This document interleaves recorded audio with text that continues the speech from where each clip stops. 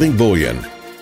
Welcome to this week's Market Wrap podcast. I'm Mike Gleason with Independent Living Bullion, and it is my sincere privilege to be joined now by Gerald Celente, the publisher of the renowned TrendsJournal.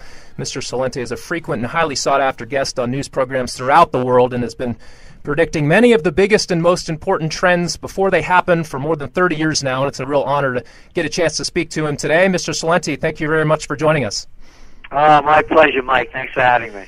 Well, I know your time is very valuable, and I want to jump right into it here. And to start off, last week we saw the Fed do another $10 billion tapering of QE, just as you'd been predicting they would for the past few months. Give us your thoughts, if you would, on the recent Fed moves and what we're going to see now that Janet Yellen is taking over as Fed chair, and also what effect this will likely have on the equities market. Well, look what happened when the Fed announced it back in June of 2013. You saw the world equity markets go into panic because the only thing that's keeping the equity markets going are all this cheap money that the Fed and other central banks have been pumping into the system. So where did the money flow to? Well, a lot of it flowed to the emerging markets. So now we're seeing in late December of 2013, when the Fed announced its first round of tapering, you saw the immediate effect. It wasn't a happy new year for the equity markets, not only in the U.S. and the emerging markets, but in Asia and the European markets. They're depending on cheap dough. So now when the Fed announced it the second time, you already saw it leading up to it, the world equity markets started diving down again. So they cannot sustain it without getting more cheap dough. So look what's going on with Turkey, with what other one? India, with South Africa, with the ruble. You look at one currency after another, you're seeing the governments are doing everything they can, the central banks, which are the same thing, they're raising interest rates. Okay, let me get this straight. They're raising interest rates at a time when the economies are slowing down. Well, you can see what the result is going to be, and they're raising interest rates because of all of that hot money, because of the Fed stimulus that flowed into these emerging markets on the carry trade. Now it's flowing out, and their currencies are crashing. You're looking at the Turkish lira at all-time lows. You're looking at the rupee, the Indian rupee. You know, they said it would never go this low, and it keeps going lower. So they're raising interest rates. So you can see that the panic is hitting the streets. Because here's the deal. As I said, the only reason why there was any so-called recovery after the panic of '08, and I wrote when it happened, this is no recovery, it's a cover-up, they're covering up with cheap money, is because of the cheap dough. Now, and low interest rates. Now you're going to see interest rates going up. They're already going up around the world. When interest rates go up, the economy goes down, period, paragraph. So, what do they do next? You mentioned about the new Fed chairperson, Yellen. They're going to come up with another scheme. They won't call it stimulus. Maybe they'll call it Yellenomics. Or make up some other stupid name. Quantitative easing, you know. Give me a break. Quantitative easing. Buying up a lot of worthless crap and building a deficit in the Fed at the point of over $2 trillion. The same thing's going on in China. Look what's going on over there. Interest rates are going up. Their economy's going down. The only reason there was a so-called recovery in China, they just called it something else. But instead of the money going into the equity markets over there and making the 1% even richer, in China what they did was they built the infrastructure. But they also built a building boom. So now you're seeing the unwinding happen. So again, we believe that they're going to come up, the ECB, the Chinese, the Fed, they're going to come up with another scheme to juice the economy. When they do that, that's when you're going to see gold and silver prices take off, particularly gold. And, you know, me, I may call it a bias. I try to be, you know, as even thinking as I can, but I have more of a bias toward gold. My first buy of gold was 187.50 an ounce back in the late 70s. And I was there. I bought at the peak, at the highest point of the trading day in July 20th. January 20th, 1980. So, I went through that as well. This is very different times now. You're seeing purchasing of physical gold that did not exist back in the 80s. So that's the way we see it playing out. Again, you're seeing, last week you saw it with the Fed tapering, and you saw the reactions on the global markets. They're going to cover it up. There's a lot of methodologies they have to make it look better, whether it's the Fed's purchasing, the plunge protection, all of these other little deals they have. It's a scam. The game is rigged. Everybody knows it. That's not a theory. It's a fact. They rigged the LIBOR rates. They rigged the Forex. We know it's a fact. So they're going to rig the markets to make it seem as though it's not as bad as it is. One thing I like about your publication, with all that said, is the fact that you just don't pull any punches at all and don't shy away from giving an honest outlook on the state of the world, as simply too many people seem to have their heads in the sand. And this is important stuff for everyone to be aware of. Now, we've got obviously very precarious situations with our economic and monetary systems these days, as you mentioned and talk about in your publication. But when things do fall apart, talk about your guns, gold, and getaway plan motto and how important that's going to be. Well, as I've also written, when all else fails, they take you to war. I mean, this is as old as history.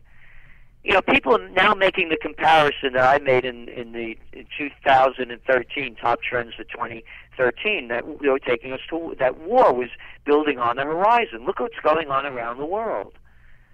I mean, how much more proof do people need? Civil war in Syria, civil war in Libya. You have a civil war in Bahrain that never makes the news because the Fifth Fleet is there. You have a civil war in Yemen, and the administration keeps sending drones there. There are civil wars going on throughout Africa, Central Africa, the Sudans, the Somalia. You have really populist movements, which are really civil wars going on throughout Europe. The Pitchfork movement in Italy, in Greece, in Spain, in Portugal, that aren't making the news. You have people that haven't left the streets in Thailand going on for 2 months. You have protests going on continually in Cambodia, in Bangladesh against the governments, one after another. Oh, then you have the unraveling, as I was mentioning, in the emerging markets. Look what's going on down in Argentina. The people taking to the streets. The peso is diving. People are taking to the streets in Brazil. So, as I said, when all else fails, they take you to war. And I remember what happened in 9/11. I lived in colonial Kingston from New York City, an hour and 45 minutes north. And, I'm a New Yorker, in case you couldn't tell by the accent, So I know the area pretty well. They're telling us that planes are coming down the Hudson River. And I know the Hudson River really well, and there's the Indian Point nuclear power plant 45 miles north of Ground Zero. I said to myself, if they whack this thing, you're going to see chaos that the world has never seen before. And that's when I came up with GC's 3Gs, guns, gold, and a getaway plan. I got my gold. In those days, I was stupid enough to keep it in a safety deposit box, which now I have it off-site in a place that nobody will find it. And I had my gun, because if people are going berserk, and if there's a nuclear attack of that kind, you have to protect yourself. And a getaway plan.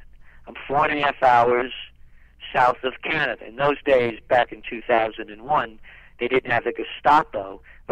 Homeland Security. What a disgrace with this crap. Homeland Security, NSA. It's a fascist takeover. So anyway, I was ready to bolt over the border. That was the next thing I did was I called up right after the woman I was going out with, a French woman, Marie-Pierre. I told her to get all your money out of the bank. And she had her money in the Key Bank in Red Hook, New York. And they wouldn't give it to her, and they started, making fun of her because she was French, and saying once again, the French weren't supporting the United States. She had trouble getting her money out, but her being Marie-Pierre and being French, she got it done. I had my money in certificates of deposit with Fleet Bank, which no longer exists. And I wanted my CDs cashed out. And the guy went and cut me off. I was giving him the money transfer information. And he said to me, Wall Street is closed. Certificates of deposit of financial instruments. You'll be able to get your money back out when Wall Street reopens. That was my lesson. If you don't have your money with you, you don't have it. It ain't yours. And then I got screwed by John the Slime Corzine, the former head of the Goldman Sachs gang, former governor and senator of New Jersey, who was head of MF Global. And they stole the money out of my segregated account.